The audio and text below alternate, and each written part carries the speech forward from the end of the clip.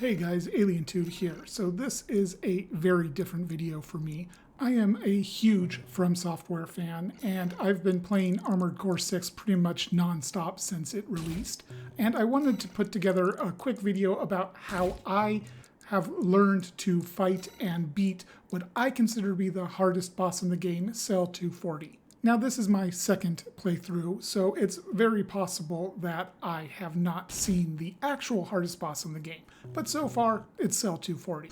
I am not what I would consider particularly skilled at these games. I am just tenacious, and I have enough experience with FromSoftware games to know that with enough practice, pretty much everything is beatable. Before I get into my build ideas, I just want to say that I was absolutely stoked with how Phase 1 went on my first attempt.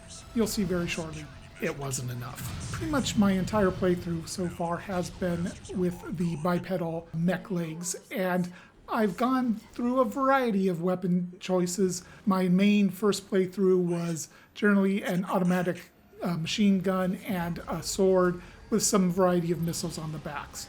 Well, what I found, though, is for certain bosses, that didn't cut it.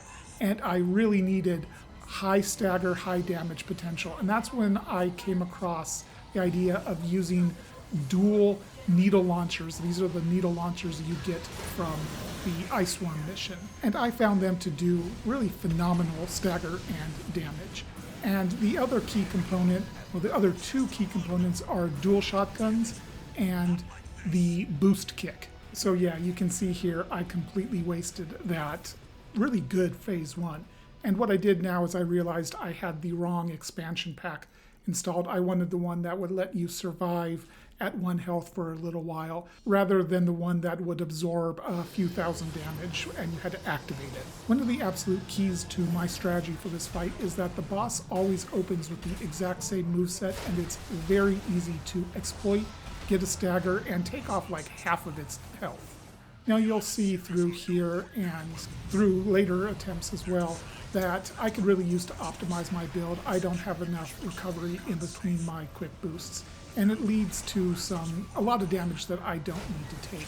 And I end up actually quitting out of this attempt because I just wasn't feeling it. I did not do enough, so I wanted to start fresh. If you haven't tried it yet, I really encourage you to try incorporating the boost kicks into your repertoire. Keep an eye on how much stagger damage this boss takes from the boost kicks throughout this fight. It's substantial. To back up my claim earlier about not being particularly good at this type of game, you can see I missed quite a few dodges. And there are times where I would be dodging if I had enough energy or had fast enough recovery between dodges. Again, my build is certainly not optimized. So the other key component to this build is the shotguns, which do a lot of damage and a lot of stagger damage up close.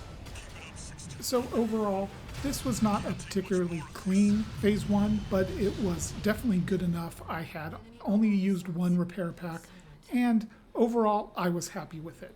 Now during this fairly long scene while the boss comes back to life, I will just talk about my first playthrough of this game, and this boss nearly made me quit the game. I was so frustrated with it for so long, and I tried a bunch of different builds, and I did not think I was ever going to beat it. Well, again, tenacity is important. Just keep trying, learn what you can, be aggressive. You know, that's something else that is really rewarded in FromSoftware games, is a lot of aggression. And generally speaking, the more aggressive a boss is, the more aggressive you want to be against it. And there we go, beating the boss with the final blow being a boost kick. So thanks for watching. For visitors who might have found my channel, don't expect more of this. It is far from my normal content. But subscribe if you want to.